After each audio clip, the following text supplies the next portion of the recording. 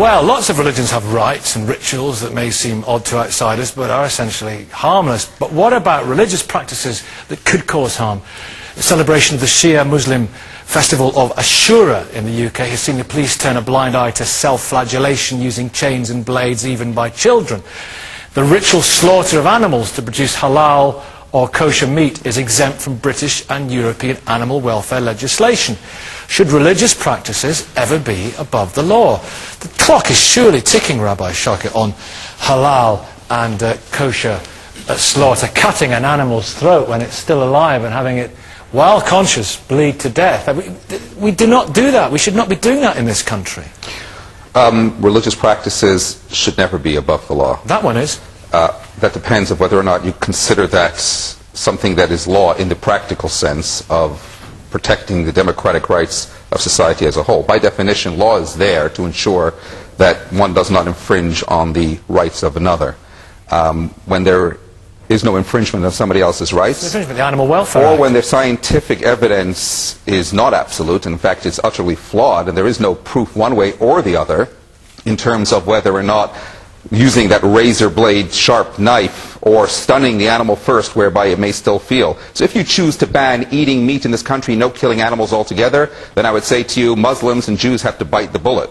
But if you're going to argue that you can stun animals and thereby go ahead and kill them, then one would say then you can equally just go about slaughtering them all the same. Is it inhumane, Joyce?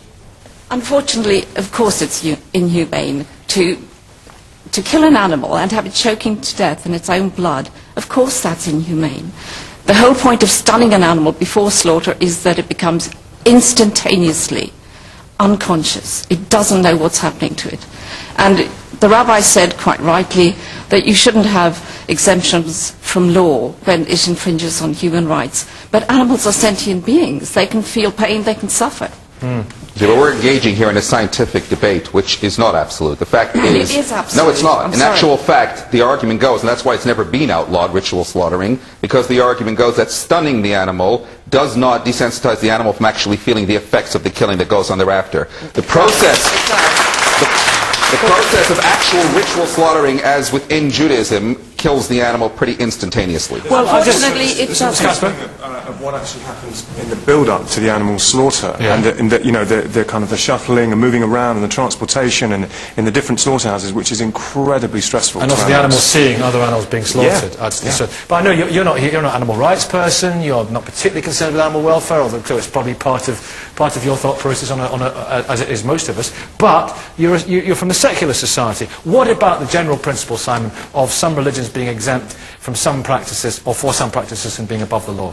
Well, I think if we decide that if torturing an animal is wrong, it should be wrong for anybody, you know, for everybody, regardless of their religion. I don't think it's fair to say, well, we should allow this practice to take place if you're doing it because of some ancient superstition, but you're not allowed to do it if you don't have an ancient superstition. So the law should be the law. Faz Mullaha. If you look at, looking around the room here today, we've got vegetarians, we've got a lot of meat eaters here, and if we are to take a life, I think the most important thing here today is whether there's compassion, humanity in animal welfare. If you look at halal and in fact kosher, science continually backs, Dr. Schultz, Bell and other scientists have continually looked at this and concluded it's the most effective and humane method of slaughter. If you look at stunning, and if you look at the evidence behind stunning, well, the British Veterinary Association are utterly opposed to this. You want to come back in, Joyce? Yes, I do. The European Union Scientific Committee looked at the time it takes for an animal to die from the time you cut its throat. And in sheep it's not very long, it could be 20 seconds. But in cattle it can be 2 minutes, and in calves sometimes even longer.